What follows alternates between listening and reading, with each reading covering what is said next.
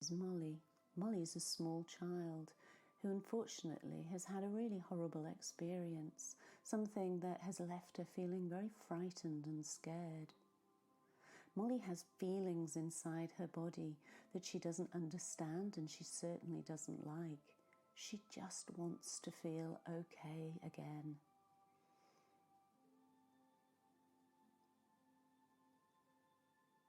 Molly's mum contacted a happy brain coach who was able to help Molly and her mum understand what was happening inside her body in a way that produced those feelings she didn't want anymore.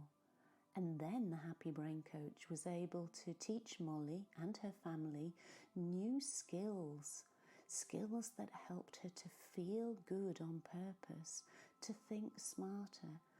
Tricks like balloon breathing and spinning feelings and standing strong and confidently. Molly soon learned the tools to drive her own happy brain forward. When you're interested in coaching, training or therapy, contact us at the Me Group. We're in the business of helping happy brains build rewarding next generation thinking.